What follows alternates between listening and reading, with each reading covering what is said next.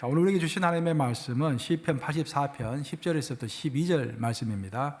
설교 제목은 웰비잉과 웰다잉을 함께 추구하는 그리스도인입니다. 자, 시편 84편 10절. 주의 궁전에서의 한 날이 다른 곳에서의 첫날보다 나은즉 악인의 장막에 사는 것보다 내 하나님의 성전 문지기로 있는 것이 좋사오니. 11, 12절 합독합니다. 시작. 여호와 하나님은 해요 방패이시라. 여호와께서 은혜와 영화를 주시며 정직하게 행하는 자에게 좋은 것을 아끼지 아니하실 것임이니이다. 만군의 여호와여, 주께 의지하는 자는 복이 있나이다. 살아계신 하나님의 말씀입니다. 우리 인간의 인생을 아주 간략하게 요약하면은 잘 살다가 잘 죽는 것입니다. 그 영어로 표현하면은 잘 사는 것은 well-being이라고 그러고 잘 죽는 것은 well-dying이라고 합니다. 보통 우리가 젊었을 때는 죽는 것보다는 잘 사는 것을 많이 생각하죠. 죽음은 멀리 있는 것 같습니다. 한 50이 넘어야 그래도 이제 죽음을 좀 생각하는 그런 나이가 되지 않나 생각이 들어요. 하여간 나이가 들어갈수록 내가 인생을 잘 정리하고 있는가, 난 잘 죽을 준비가 되어 있는가, 그런 생각들을 하게 됩니다. 근데 문제는 각자가 생각하는 웰비잉과 각자가 생각하는 웰다잉이 그 기준이 다르다라는 것입니다. 그 성경은 어떤 기준을 우리에게 말해주고 있을까요? 아주 유명한, 우리에게 잘 알려진 실존주의 철학자, 하나님을 믿지 않았던 대표적인 실존주의 철학자 사르트르는 그런 이야기를 했죠. B와 D 사이, 우리의 인생에는 C가 있을 뿐이다. 우리 인생에는 B와 D가 있다는 거예요. B는 뭘까요? birth, 태어나는 거. D는 뭘까요? death, 죽는 거. 삶과 태어남과 죽음 사이에는 C만이 있다는 거예요. 그 C는 뭐냐면은 인간의 선택, choice죠. 우리 인간이 내 인생의 주인이 되어서 의지를 가지고 내 마음대로 선택하며 사는 것. 웰비잉에 포커스를 두는 것이죠. 다행을 별로 생각하지 않는 것이죠. 그래서 사르트르는 죽을 때 정신병원에서 비참하게 죽었지 않습니까? 죽음의 준비가 많이 없었던 것이죠. 그런데 성경은 B와 D는 인정하는데 B와 D 사이에 C가 아니라 T가 있다고 이야기합니다. T가 뭘까요? Trust, 하나님을 향한 신뢰. 그러니까 우리 인생에서 성경이 말하는 인생을 가장 잘 사는 방법은 사르트르가 말한 것처럼 내가 내 인생의 주인이 돼가지고 내 마음대로 원하는 대로 사는 것이 그런 삶이 잘 사는 삶이 아니라 B와 D 사이에서 정말로 하나님을 신뢰하면서 하나님을 의지하면서 하나님과 친밀하게 동행하면서 에녹처럼 살아가는 삶, 그것이 가장 이상적인 삶이다라고 우리에게 가르쳐주고 있는 것입니다. 지난주에 제가 어떤 책자가 나한테 도착해서 한번 읽어봤더니 작년에 한국에서 문화관광체육부 거기에서 이제 설문조사를 했어요. 대대적으로 했더라고요. 보니까 5,100명이나 되는 사람들을 선정을 해가지고 한국인의 의식조사를 한 것입니다. 무엇을 한국인들은 중요하게 생각하는지 그 조사를 한 거예요. 가가호 방문해가지고 면접조사를 했기 때문에 전화로 하는 그 여론조사 같은 거 나오죠. 상당히 수준이 다르죠. 상당히 깊이 있는 조사입니다. 그래서 이렇게 한 권의 책자로 나왔어요. 그래서 제가 한번 읽어봤습니다. 제가 좀 놀랐어요. 한국의 의식 변화가, 한국인들의 의식 변화가 생각보다 굉장히 빠르게 이렇게 움직이고 있는 것 같습니다. 원래 한국이 좀 빠르잖아요. 한국인들에게 물었습니다. 그 주요 질문이 그거예요. 당신의 삶에서 가장 중요한 가치는 무엇입니까? 그 질문이었어요. 여러분의 삶에서 가장 중요한 가치는 뭡니까, 여러분? 각자 한번 생각해 보세요. 각자 다 다른 거예요. 근데 결과가 나왔는데 결과가 어떻게 나왔냐면은 행복한 가정도 아니고 풍요한 경제도 아니고 어떤 의미 있는 삶도 아니고 모든 세대가 이구동성으로 이야기하는 것은 우리에 있어서 제1의 인생의 목적, 가장 중요한 가치는 건강이다라고 이야기한 거예요. 건강. 저는 깜짝 놀랐습니다. 저희 세대가, 그러니까 제가 한국에서 이제 학교 다니고 대학교 다니고 그랬을 때는, 젊었을 때는 우리 세대는요, 통일이라든지 민주주의라든지, 그죠? 또 막시즘이라든지 그런 것들 이렇게 생각하면서 이상향으로 삼고 인생을 열심히 살았지. 내가 건강이 내 인생의 제1의 목적이다. 그걸 위해서 인생을 산다라는 생각을 해본 적이 없습니다. 근데 지금 한국은요, 저희 세대도 변해가지고 이 50대 세대들도 전부 건강이 내 일의 인생에 내가 지켜야 할 최고의 목적이다라고 답변을 했다라는 거예요. 압도적으로 답변을 했습니다. 또 한 가지 제가 놀랐던 사실은 뭐냐면은 한국은 원래 그 세대 간의 어떤 갈등이 심하고 세대 간의 생각의 격차가 심한 그런 사회입니다. 한국이 원래. 근데 이번에 세대를 가르지 않고 아주 이구동성으로 또 똑같이 답변한 내용이 있었는데, 그것은 뭐냐면은 미래보다는 현재가 훨씬 중요하다라는 거예요. 현재를 즐기면서 사는 것이 불안정한, 또 눈에 보이지 않는 미래를 예비하면서 사는 것보다도 훨씬 중요하다, 그렇게 이야기를 한 것입니다. 그래서 한국에서 나타나는 요즘 세태가 욜로라고 하는 세태입니다. 욜로 들어보셨어요? YOLO, 욜로. You only live once. 너 인생 딱 한 번밖에 안 사는 거 아니야. 그러니까 너무 미래를 위해서 저축하지 말고, 오늘 돈 있을 때 명품 사고, 오늘 돈 있을 때 즐겁게 데이트하고, 오늘 돈 있을 때 즐겁게 아주 맛있는 거 많이 사 먹어라. 그겁니다, 욜로. 근데 그 욜로가 한 10여 년 전에 원래 미국에서 나온 인터넷 슬랭이에요, 슬랭. 근데 그것이 한국으로 넘어가서 한국에서는 주로 옛날에는 20대들이, 10대들이 욜로를 많이 이제 이야기했는데 요즘에는 70대도 욜로를 이야기한다는 거예요, 한국에서는. 70대, 80대도 욜로 하면서 한 번 있는 인생 지금 즐기고 살자. 그게 이제 한국의 풍토로 굳어졌다라는 것이 그 여론조사의 결과입니다. 예전에는 우소비아를 우리가 알고, 우소비아에 나오는 개미와 배짱의 이야기를 잘 알고 있습니다. 그 이야기를 읽으면서 제가 초등학교 때 교과서에 나온 이야기예요. 우리는 모두 개미처럼 살아야 한다. 돈 벌 수 있을 때 부지런히 벌어서 저축해가지고 어려울 때 이제 조금 겨울이, 인생의 겨울이 찾아오면은 겨울 때 나눠 먹는 사람이 현명한 사람이다라고 배웠습니다. 다 그렇게 생각했죠. 근데 한국은 더 이상 그렇게 생각하지 않는다라는 거예요. 열심히 뼈가 빠지게 땀을 흘리면서 일했던 개미는 어리석은 사람이고, 인생을 욜로로 즐기면서 노래 부르며 춤추며 살았던 배짱이는 현명한 사람이다라는 거예요. 그렇게 세태가 바뀌었다라는 것입니다. 문제는 우리가 인생을 살아갈 때 과연 우리가 나의 가치를 어디에 두고서 살아갈 것인가라는 것을 결정하는 것이 중요하다라는 것입니다. 세상이 이것이 중요하고 이것이 가치 있는 일이다라고 할지라도 그것을 내가 무작정 받아들일 것이 아니라, 우리는 성경대로 살아가는 사람이니까 세상이 말하는 그 가치가 성경적인 가치와 부합하는가 잘 점검해보고 성경에 부합한 가치만 우리가 따라가야 할 줄로 믿습니다. 가치라는 것은 배로 말하면 프로펠러와 같은 것입니다. 배는 아무리 좋은 배라 할지라도, 아무리 큰 배라고 할지라도, 아무리 아름다운 배라고 할지라도 눈에 보이지 않는 배 밑에 있는 프로펠러가 약하면 앞으로 갈 수가 없어요. 그러니까 프로펠러가 약하면, 태풍이 불어오면 배는 넘어지게 되어 있습니다. 우리 인생에서도 프로펠러는 바로 가치라는 것입니다. 가치는 눈에 보이지 않죠. 우리 내면 세계에 있는 것이죠. 하지만 그 내면 세계, 보이지 않게 내 마음속에 잠재해 있는 것, 그 누구도 알 수 없어요. 나만이 알고 있어요. 내가 무엇을 가장 중요하게 생각하는가는 나만이 알고, 비밀스럽게 나만이 알고 있는 것입니다. 근데 내 안에 있는, 숨어있는 그 내면의 가치, 프로펠러와 같은 것이 빈약하면 절대 인생은 앞으로 나아갈 수가 없고, 더 중요한 것은 어떤 태풍이 불어오면 금방 넘어질 수밖에 없다는 것입니다. 이 세상에는 많은 가치가 있습니다.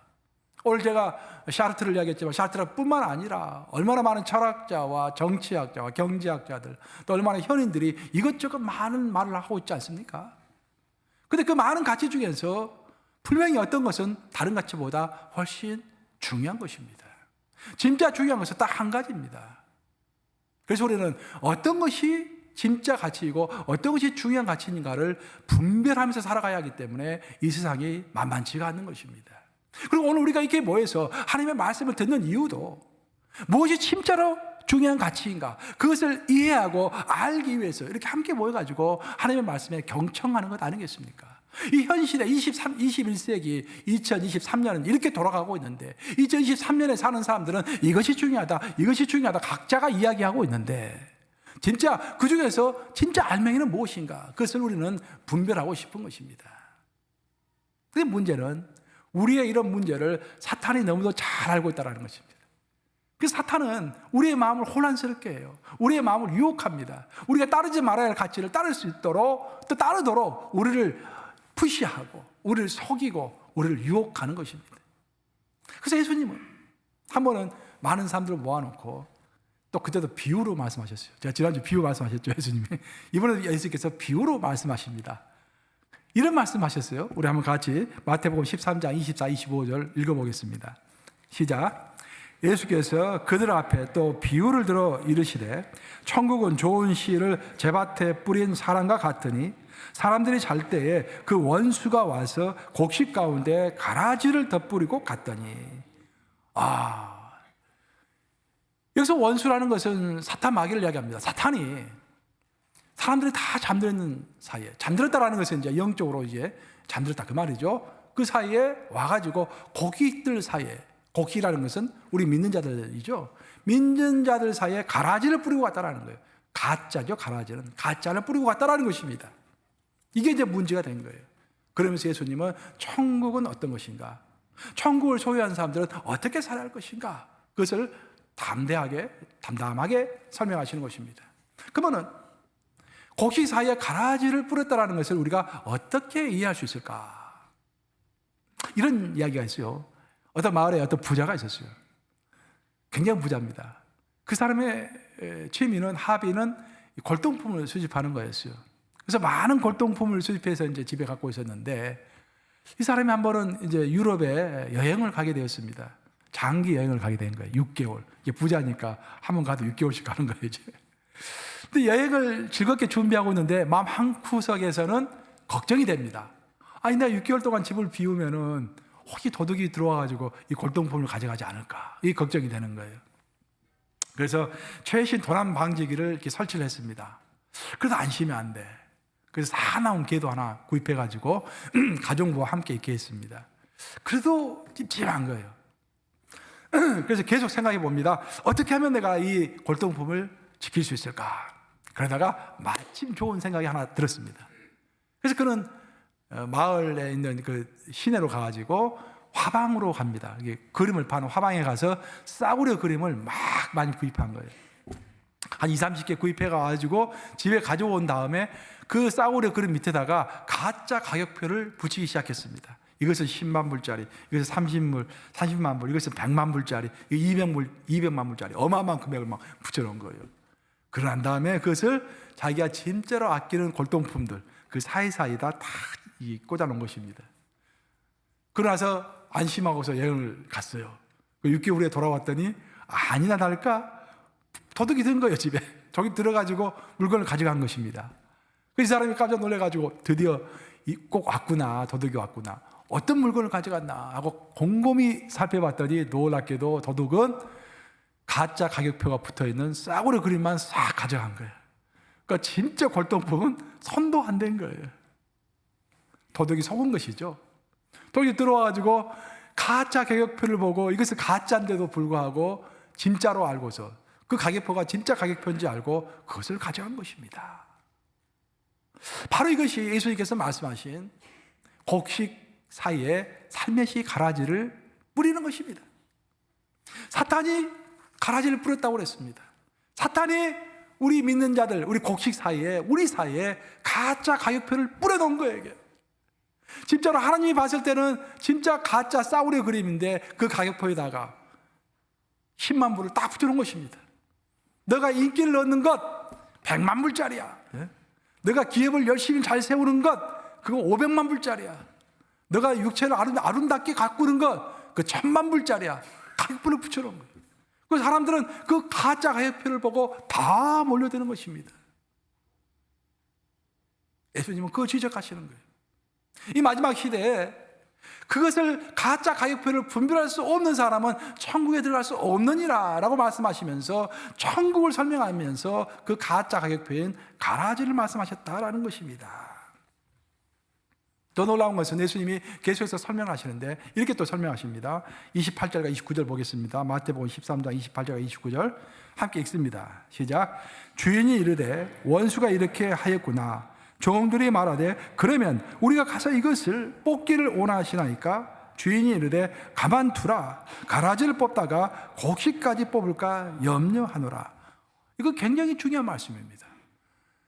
옆에 있는 종들이 말했어요. 주인님, 이 가라지가 있는데 가라지를 가지고 우리가 뽑을까요? 그랬더니 예수님이 뭐라 합니까? 하나님이 뽑지 말아라는 거예요. 가라지 뽑으려다가 곡식까지 뽑으니까 놔둬라. 추수할 때 내가 그때 처리하겠다, 그런 말씀입니다. 이 말은 무슨 말이냐면은 추수할 때 내가 그때 처리하겠다. 그 추수라는 것은 예수님의 재림을 이야기하십니다. 예수님이 이 땅에 재림하셔가지고 이 세상을 평정하고 잘한 것은 칭찬하시고 못한 것은 징계하시는 그날까지도 가라지는 이 땅에 여전히 있다는 것입니다. 가짜 가격표는 이 땅에 여전히 있다는 것입니다. 가짜의 가치가 진짜의 가치와 더불어서 이 땅에 여전히 있다는 것입니다. 바로 그래서 우리에게는 분별력이 필요한 것입니다.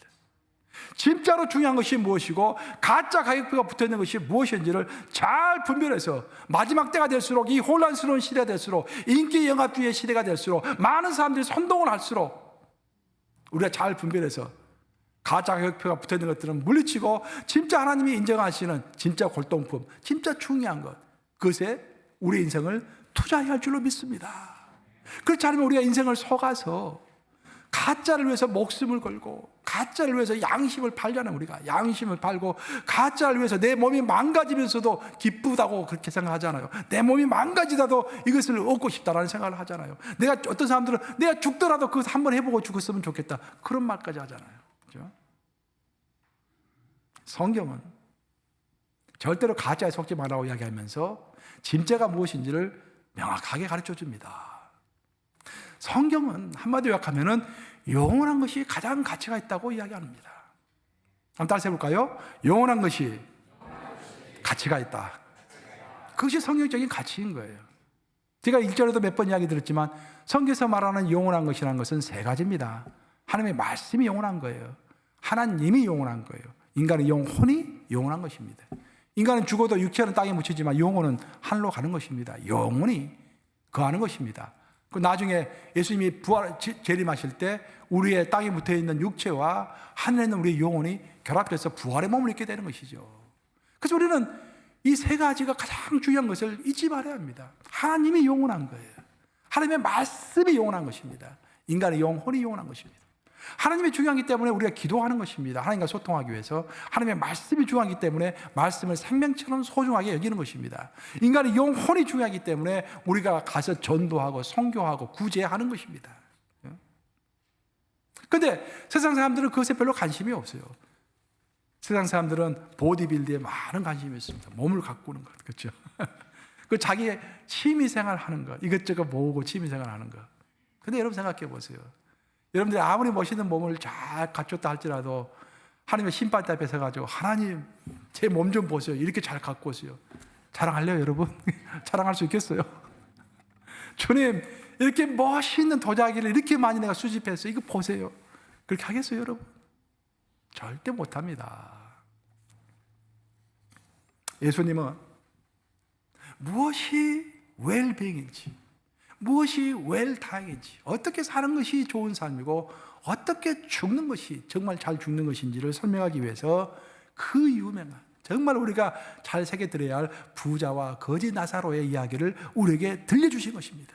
굉장히 적나라한 이야기죠. 굉장히 적나라한 이야기입니다. 적나라하다라는 것은 천국과 지옥을 너무 생생하게 묘사하고 있는 이야기다, 그런 말이에요. 한 마을에 부자가 살고 있었어요. 근데 그 부자 앞에서 거지가 항상 앉아가지고 구걸하고 살고 있었습니다. 그러다가 죽었어요.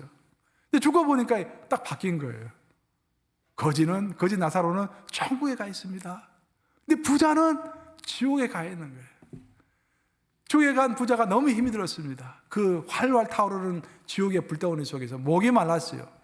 그래서 물 좀 달라고 이렇게 쳐다보고, 천국을 쳐다보고 있는데 천국을 딱 보니까 거기에 아브라함이 자기 집 앞에서 거름뱅이를 생활을 했던 그 거지 나사로를 품에 안고 있었던 것입니다. 그래서 부자가 아브라함님 하면서 외치면서 한 이야기가 바로 누가복음 16장 24절과 25절 말씀입니다. 한번 같이 읽어보겠습니다. 시작.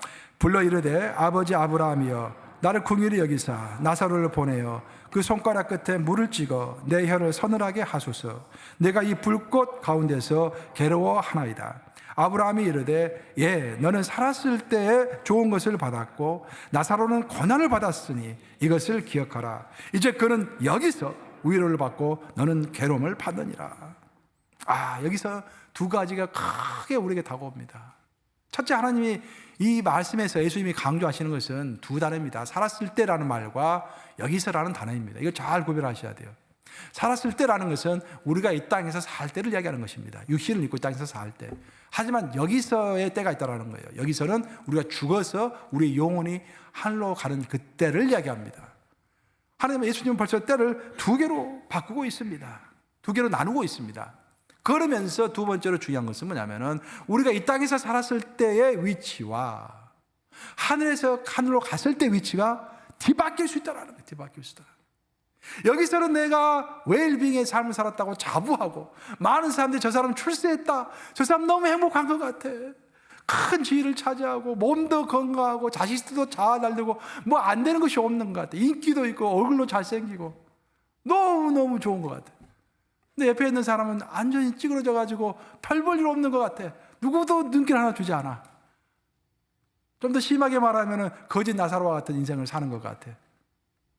근데 하늘에 가서 봤더니 이게 웬걸, 완전히 바뀌어 있는 거예요. 예수께서 강조해서 하시는 말씀은 뭐냐면은 우리의 삶이, 우리가 이 땅에서 아무리 웰빙의 삶을 살고 있다고 자부할지라도 웰다잉, 잘 죽지 못하면은 하늘에서 완전히 바뀔 수 있다라는, 그러니 경고를 주시면서 경각심을 가지고 살아라, 그 말씀입니다. 예수님이 들려주신 부자와 거지 나사로의 이야기는 욜로라는 생각과는 너무도 다릅니다. 욜로, you only live once. 너 인생 한 번 사는 거니까 마음껏 즐기고 살아라. 죽음 같은 거 별로 중요하게 생각하지 말아라. 죽음 이후의 세상 우리 모른다, 그런 거 없다 라고 이야기하는 것이 욜로입니다. 그 욜로가 지금 한국 전체를 휩쓸고 있고 모든 세대를 걸쳐서 들려지고 있고, 저는 이 미국에 살고 있는 우리 한인들도 별로 다르지 않다고 생각합니다. 그래서 이 의식이 지금 바뀌고 있다고 저는 생각을 해요. 목회하면서 제가 많이 느낍니다. 이거와 달라요. 20년 전과 다릅니다, 지금. 그나마 저는 미국 사회 전체를 봤을 때는 미국 사회는 어느 정도 저는 건전하다고 생각해요. 미국은 아직도 기부가 많은 나라이고요, 아직도 영원한 것에 대한 사모가 있는 나라입니다. 세대 전체가 막 어울려가지고 욜로를 부르짖는 그런 사회는 분명히 아닙니다, 미국은. 근데 한국은 한쪽으로 자꾸 치우쳐요. 이민사회도 마찬가지입니다. 이민사회도 유행이라는 것이 있잖아요. 자꾸 치우치는 거 있지 않습니까? 신앙도 치우치고요, 생활도 치우치고. 근데 성경에서 말하는 예수님이 방금 거지 나사로의 이야기를 통해서 우리가 들려주고 있는 핵심은 욜로의 삶, 사람들이 박수치고 그 잘 산다고 이야기하고 내 스스로가 웰빙의 삶을 살고 있다고 자부하는 그런 삶이 천국에서는, 하늘나라에서는 위험할 수가 있다는 것입니다. 그것을 잊지 말라는 거예요. 그래서 계속해서 생각하라는 것입니다. 웰빙도 중요하지만 웰다잉도 중요하니까 어떻게 내가 잘 살다가 죽을 것인지, 죽음의 그날에 어떤 죽음을 맞이할 것인지, 죽는 그날에 영원한 삶을 확신하고 죽겠다라는 그런 의식을 하면서 살아가라고 하는 것이 예수님의 가르치신 줄로 믿습니다. 세상이 박수친다 해가지고 우리가 광대처럼 살면 안 됩니다, 여러분. 그렇죠? 사람이 줏대가 있어야죠. 그렇죠? 사람이 스스로의 디그니티가 있어야 되고 위엄이 있어야 되고 줏대가 있어야지. 사람들이 박수친다 해가지고 춤추면은 그건 광대입니다, 여러분. 우리의 줏대를 만들어주는 것이 바로 성경일 줄로 믿습니다. 예수님 말씀하시는 진짜 영원한 것, 진짜 중요한 것, 그것에 투자하는 인생을 살아야죠. 이제 말씀 마무리합니다. 개신교의 현대 신학에 가장 큰 영향을 미쳤던 사람 중에 하나, 폴 틸리. 칼 바르트보다 약간 못하지만 칼 바르트가 그래도 거의 쌍벽을 이루었던 폴 틸리. 폴 틸리가 이런 이야기를 했어요. 고대인에게 있어서 가장 큰 문제는 죽음의 문제였다. 중세 시대에 살았던 사람들에 있어서 가장 큰 문제는 죄의 문제였다. 하지만 현대를 사는 사람들에게 있어서 가장 큰 문제는 의미의 문제이다. 저는 너무도 잘 썼다고 생각해요. 이 글을 읽고서 역시 폴틸레이다. 폴틸레이의 특징은 칼바르트는 아주 직선적으로 우리 하나님만 이게 하나님 중심의 신학, 오로지 하나님의 중심의 신학. 폴틸레이는 세상과 하나님을 잘 조화시켜가지고 글이 아주 좀 재밌어요. 읽기는 좀 어렵지만 좀 재미있으면서 생각을 많이 하게 만들죠.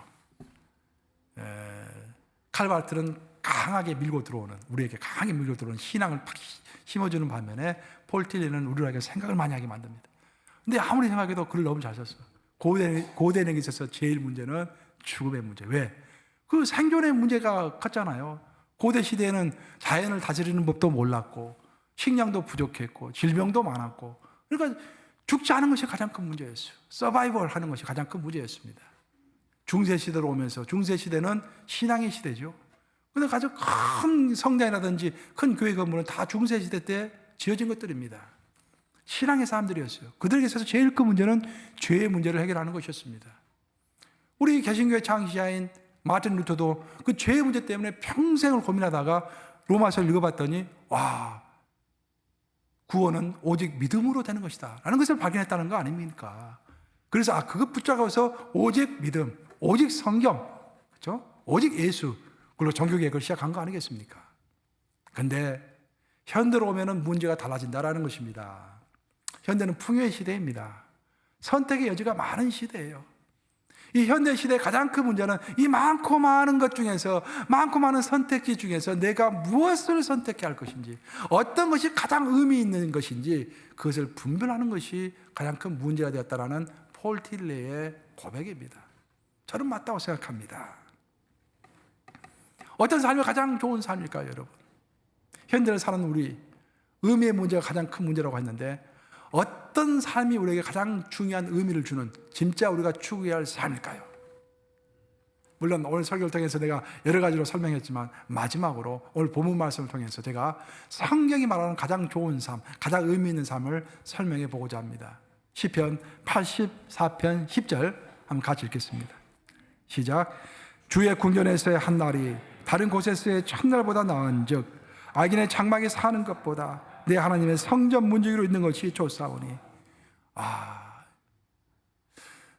시편 기자는 한날과 첫날을 비유하고 있습니다. 이 세상에서 사람들이 박수치는, 너 정말 잘 살고 있다라고 박수치는 그런 삶, 웰빙이라고 속칭 이야기하고 있는 삶을 첫날을 사는 것보다도 내가 단 하루를 살더라도 하나님의 궁전에서 살다가 그 문지기로 살다가 죽고 싶다라는 고백을 하는 거예요. 열망입니다. 열망. 사모함입니다. 사모함과 열망이 있는 거예요. 인생을 살아가는데 정말 영원한 것에 관한 사모함, 하나님의 것에 대한 열망과 사모함이 있는 것입니다. 그래서 사모함을 가지고 사는 것, 영원한 것, 가치 있는 것, 영원한 하나님의 나라, 그에 대한 사모함이 있는 삶을 사는 것이 바로 현명한 삶이라고 오늘 시편 기자는 우리에게 가르쳐주고 있는 것입니다. 여러분, 그런 사모함이 있습니까? 우리가 그런 사모함을 항상 가질 수는 없겠죠. 항상 사모하고 항상 열정적으로 하나님을 갈망하고 그렇게 살기는 힘들 것입니다. 하지만 우리의 중심, 우리의 마음의 중심은 항상 영원한 것을 사모하면서 이 세상에서 사람들이 박수쳐주는 인기의 삶, 풍요의 삶, 사람들이 올려주는 그런 삶, 그런 삶을 첫날을 사는 것보다도 정말 하나님의 궁전에서 내가 단 하루라도 하나님의 집에 문지기로 사는 그 삶을 가치 있게 여기는 그런 사람이 되어야 할 줄로 믿습니다. 우리가 이런 삶을 살 때 가장 방해가 되는 것이 세상 사람들의 평가입니다. 저 사람 저 인생 헛살고 있는 거야. 저 사람 나이 저렇게 먹어가지고 큰일 날 줄 알았더니 아무것도 못하고 있네. 우리 크리스천들은요, 세상 사람들이 보는 관점에서 큰일을 하기 힘든 사람들입니다. 세상에서는 세상이 깜짝 놀랄 만한 일들을 하는 사람들을 큰일 했다고 그러죠.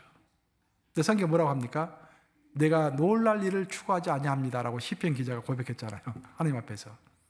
우리 크리스찬의 삶은 매일 하나님을 묵상하고 기도하고, 그렇죠? 소망 가운데 기뻐하고 환난 가운데 오래 참으며 기도에 항상 힘쓰며, 로마서에 나온 말씀대로 12장 12절 그 말씀대로 살아가는 삶이기 때문에 어찌 보면 세상 사람들 우리의 삶을 보면 너무 평범한 삶인 거예요. 이게 너무 잔잔한 삶인 것입니다. 별일 없는 삶인 것입니다. 별로 기억이 안 나는 삶인 거예요. 근데 그런 삶이 하나님 앞에 섰을 때는 위대한 삶이 되고 천국에 가는 그런 삶이 될 줄로 믿습니다. 그래서 여러분들이 뭐 시지부지하게 살아가는 그런 말은 절대 아닙니다. 하나님 주신 달란트가 각자 있기 때문에 열심히 사세요. 돈도 많이 벌으시고 높은 지위도 차지하시고 리더십도 가지시고 열심히 하세요. 하지만 항상 잊지 말아야 할 것은 나는 내가 웰다잉을 할 준비를 잘 해나가고 있는가. 언젠가 우리는 죽게 되어 있습니다. 그렇죠? 한 번 죽는 것은 사람에게 정하신 것이요 그 후에는 심판이 있으리니. 그것을 예수님이 우리에게 가르쳐 주셨습니다. 한 번 죽는 것은 모든 사람에게 정한 것이기 때문에 한 사람도 외없이 죽는다라는 거예요. 그 죽는 걸로 끝나는 것이 아니라 죽음 이후에 평가가 있다라는 것입니다. 잘하는 사람들에게는 상급이 있을 것이고 못한 사람들에게는 징계가 있을 것이다. 그런 말입니다. 그래서 well dying, 어떻게 죽는 것을 잘 죽는 것일까 고민하면서 우리가 평상시에 영원한 것을 추구하면서 이 땅을 살아간다 한다면 죽음을 염려할 필요가 없습니다. 근데 평상시에 영원한 것을 추구하지 않고 세상 사람들이 박수 쳐주는 것에 뭐 흥겹게 춤을 추다가 살아가는 사람은 죽을 때 고민하는 것입니다. 그것을 우리가 명심하고 성경에서 우리에게 자꾸 리마인드 시키는 것을 기억하면서 웰빙, 영원한 것에 투자하는 삶, 그 삶을 잘 살아가심으로 웰다잉, 죽을 때 잘 죽는 여러분들 되시기를 우리 주님의 이름으로 축원합니다. 좋으신 아버지, 웰빙과 웰다잉 사이에서